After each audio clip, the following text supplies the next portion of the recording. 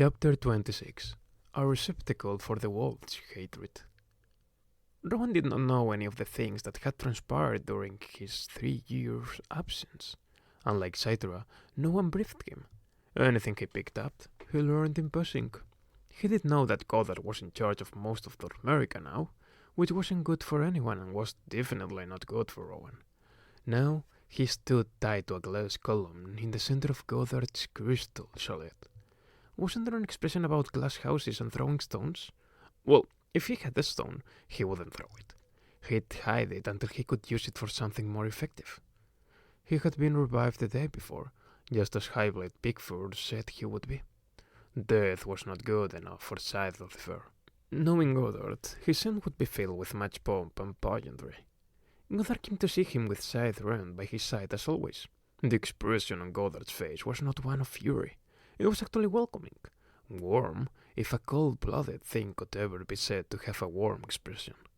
It threw Rowan for a loop, made him uncertain. Rand, on the other hand, looked worried, and Rowan knew why. "My dearest Rowan," Goddard said, arms wide as if moving in for a hug, yet stopping a few yards away. "Surprised to see me?" Rowan asked, as flip as he could force himself to be. "Nothing surprises me about you, Rowan," Goddard said, "but I'll admit I'm impressed that you managed to come back after the sinking of Endura." "Which you sank." "On the contrary," Goddard said, "you sank it. That's what the record shows and will always show." If he was trying to get a rise out of Rowan, it wasn't working. He had already made his peace with bad publicity. When he chose to become Scythe of the Fair, he knew he'd be hated. Of course, he had expected it to be hatred among Scythes. He never thought he'd be despised by the rest of the world. "You seem happy to see me," Rowan observed. "That's probably because of the physiology of the body you stole. Tiger's body reacting to seeing his best friend." "Perhaps," said Goddard, glancing at Tiger's hands, as if they might actually grow mouths and say something to him. "But the rest of me is happy to see you as well. You see, as a boogeyman, Scythe of the Fair is a nuisance, but as an actual man, he's someone I can use for the betterment of humankind." "The betterment of Goddard, you mean?" "What's good for me is good for the world. You must realize that by now," Goddard said. "I see the larger picture, Rowan. I always have. And now, by showing the world that Scythe of the Fair is subject to judgment, it will help people to rest a little easier." Through all of this, Scythe Rand said nothing. She had taken a seat and was watching, waiting to see what Rowan would do, what accusations he'd make. After all, she was the one who'd set Rowan free on Endura. He could be quite a fly in her ointment, but that would be no better than throwing a stone. "If you're hoping to be remembered, don't worry, you will be.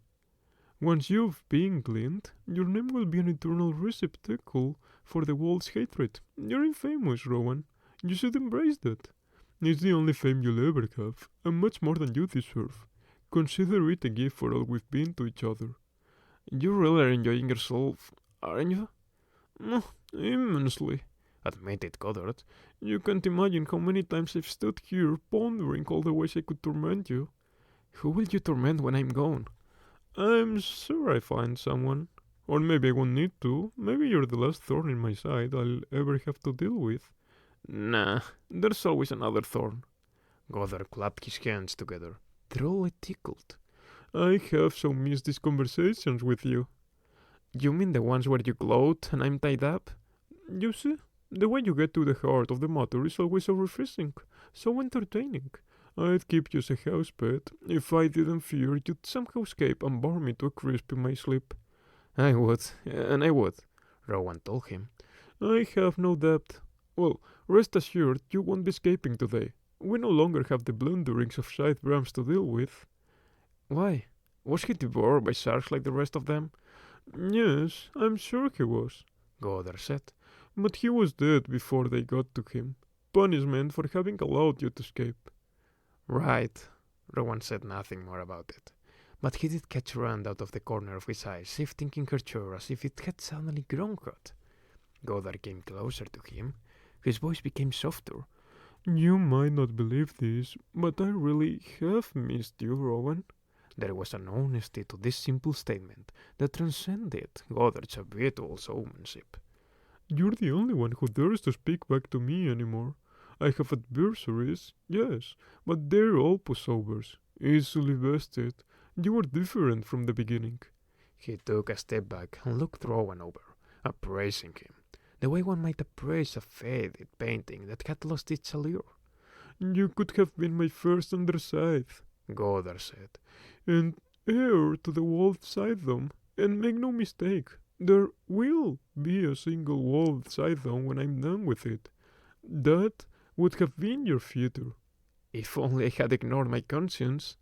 Goddard shook his head in pity. Conscience is a tool, just like any other. If you don't wield it, it wills you. And from what I can see, it has bludgeoned you senseless. No, the world needs the unity that I offer far more than it needs your simplistic understanding of right and wrong. The thing about Goddard was that he always came close enough to making sense that it was demoralizing. He could twist your own thoughts until they were no longer yours, but his. That's what made him so dangerous. Rowan found his defiance and fortitude draining away. Was Goddard right about anything? A voice inside him said no, but that voice was spiraling deep into its soul. What's going to happen to me? Rowan asked. Goddard leaned close and whispered in his ear. Reckoning. Scythrand thought all this was behind her. She had been on one of her constructantum excursions when word came that Scythe of the Fair was alive and in Amazonia. The mission to retrieve him from the Amazonians took place without her knowledge. He was already en route when Goddard told her the glorious news. It was terrible timing. With more warning, she would have found a way to glean him before he reached Goddard, if only to keep his mouth shut. But here he was, and his mouth stayed shut anyway, at least about her. Did he keep the secret just to see her squirm? And wonder what his game was. This time, Goddard wasn't so cavalier as to leave Rowan alone in this room. 2 guards were assigned to be in there with him. They were ordered to keep their distance, and their eyes on him at all times. You'll check on him every hour, Goddard told Dane, to see that he hasn't loosened his restraints or compromised the guards. You should render them deaf, so he can subvert them, she suggested. It was meant as a joke, but Goddard took it seriously. Sadly, they'd heal within an hour. So instead of deafening the guards, silence was achieved the old-fashioned way. Rowan was gagged. However, when I came to check on Rowan that afternoon, he had managed to work the gag off. He was all smiles in spite of being practically hog-tied. Hi, Ain, he said brightly. Having a good day? Haven't you heard? She waved back. Every day's a good day since Goddard became Overblade. We're sorry, Your Honor, said one of the guards. Since we were ordered to keep our distance, we couldn't replace the gag. Perhaps you can do it. What's he been saying? Nothing, said the other guard. He's been singing a song that was popular a few years ago. He tried to get us to sing along, but we didn't. Good, said Dane. I applaud your restraint. Through all this, Rowan's smile didn't fade. You know, Ain, I could have told Goddard that you were the one who set me free back on Endura. Just like that. He just laid it out there for the 2 guards to hear. Lying will get you nowhere, she said for the sake of the guards, then ordered them both to wait outside the room, which, in a place where so many of the internal walls were still clear glass, didn't hide anything from view, but at least the room was soundproof once the door was closed. I don't think they believed you, Rowan said. You really didn't sell it. You're right, said Dane, which means I'll have to glean them now. Their deaths are on your hands. Your blade, not mine, he said. She took a moment to glance at the 2 guards, oblivious on the other side of the glass wall. The problem wasn't gleaning them, but hiding the fact that it was her doing. She'd have to order some low-level scythe to do it, and then persuade the scythe to self-glean. And all in such a way that it wouldn't seem suspicious. What a mess. Setting you free was the worst decision I ever made. Not the worst, Rowan said. Not even close. Why, Didn't you tell Goddard? What possible reason could you have? Rowan shrugged. You did me a favor, and I returned it. Now we're even. And besides, he added, you undermined him once. Maybe you'll do it again. Things have changed. Have they? I still don't see him treating you the way he should. Has he ever told you what he told me today? That you'd be the heir to the world Scytham? No? Seems to me that he treats you the way he treats everyone else. Like a servant. Ain took a deep breath, suddenly feeling very much alone. In most things, she enjoyed being a party of one, but this was different. What she really felt was a complete lack of allies. Like everyone in the world was an enemy. And maybe they were. She hated the fact that this smack boy could make her feel that way. You're much more dangerous than he gives you credit for, she told him. But you're still here listening to me. Why? She didn't want to consider the question. Instead, she ran through her mind all the ways she could clean him right then and there, and damn the consequences. But if she cleaned him, she knew it wouldn't take. There was no way to render him unrevivable there in the penthouse. Which meant Goddard would just bring him back to face the very specific judgment he had planned. And then, when he was revived, maybe Rowan would tell Goddard everything. She was bound just as completely as Rowan was. Not that it matters, but I just want to know, Rowan said. Do you agree with everything he does? Do you think he's taking the world in the right direction? There is no right direction.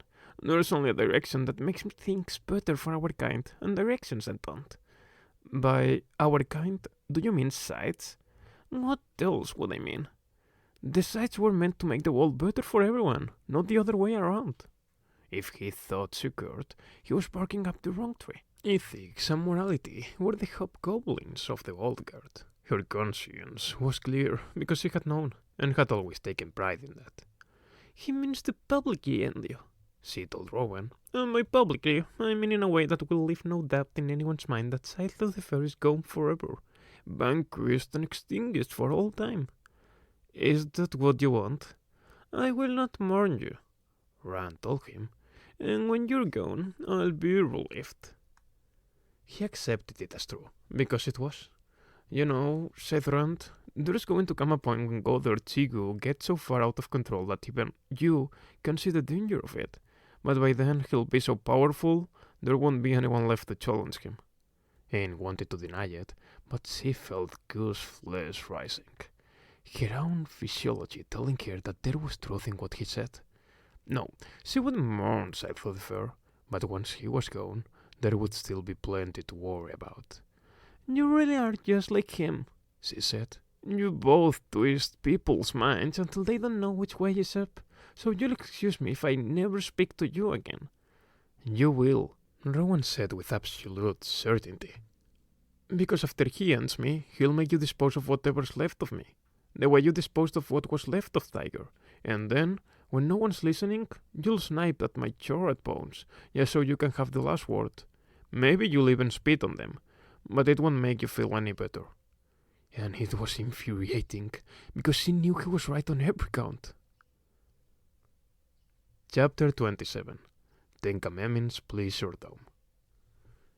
The Spence traversed the Atlantic with Scythe anesthesia, sailing a direct course for the region of Sub-Sahara, on the African continent.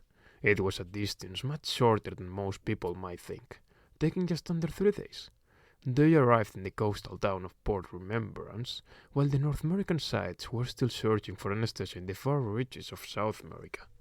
In mortal days, Port Remembrance had been known as Monrovia, but the Thunderhead decided that the region's dark history of subjugation and slavery, followed by poorly planned repatriation, warranted an entirely new name that would offend absolutely no one.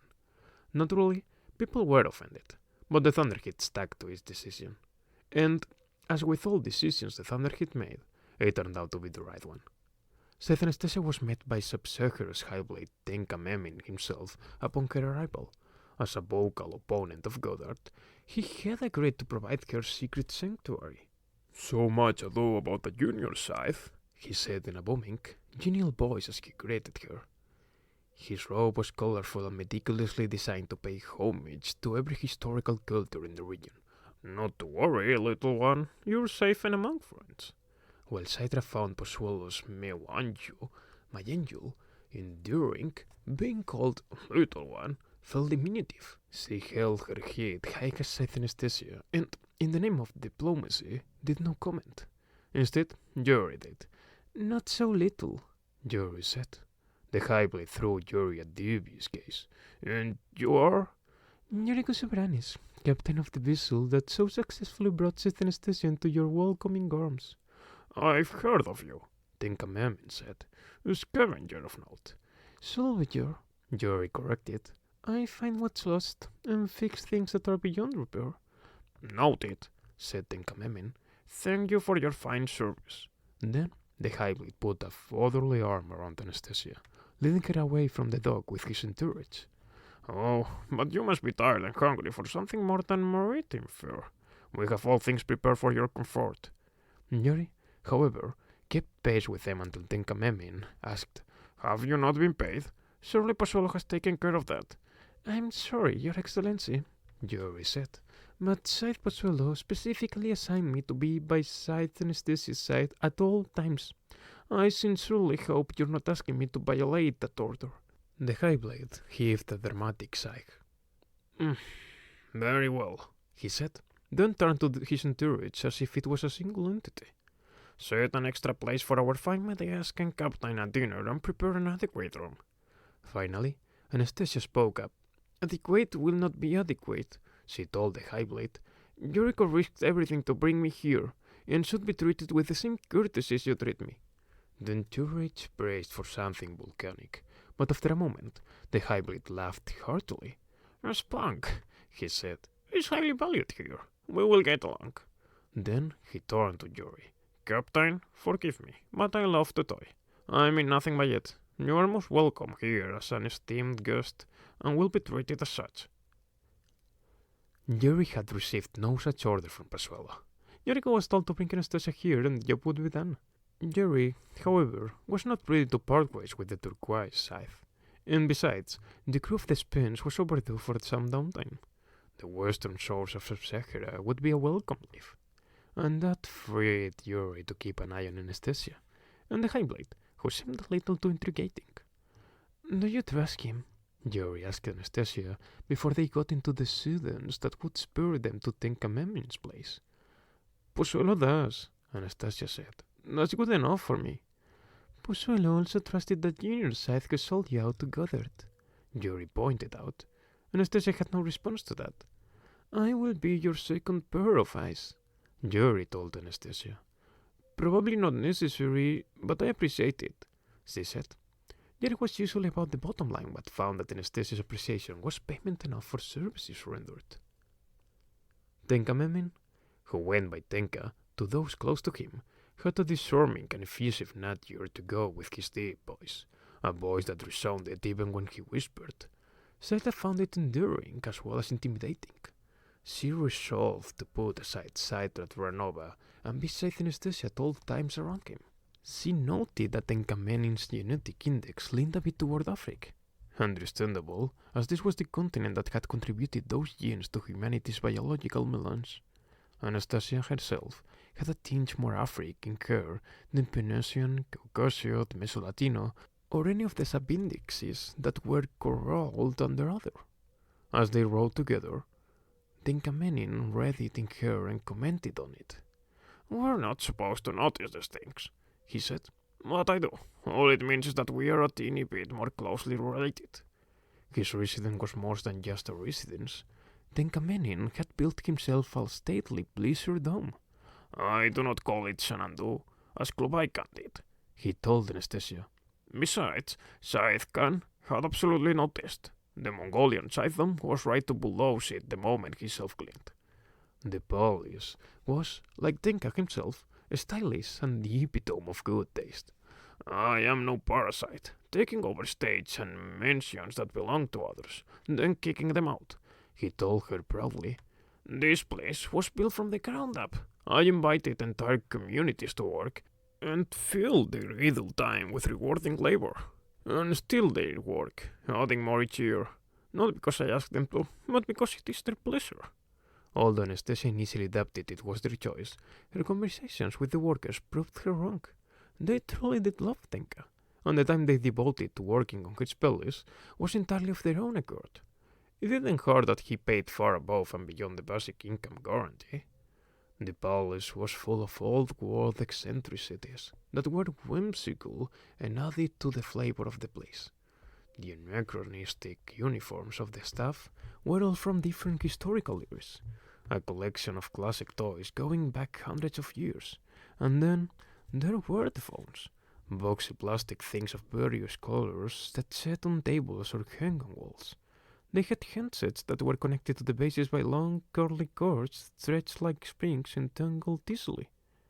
I like the idea of communication tethering you to a single spot, Tenka Menin told Anastasia. It forces you to give every conversation the attention it deserves.